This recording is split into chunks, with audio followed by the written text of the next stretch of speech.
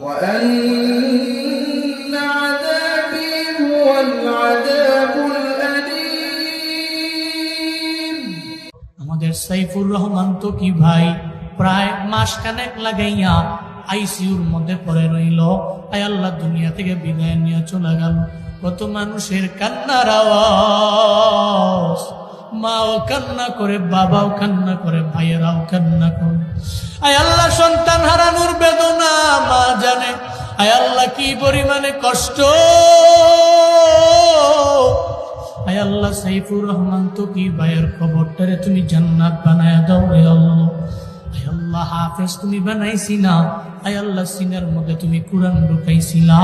আয় আল্লাহ এই মানুষগুলোর কবরের মধ্যে তুমি জাহান্নামী কোনো গজবের ফেরেশতা পাঠাইও না।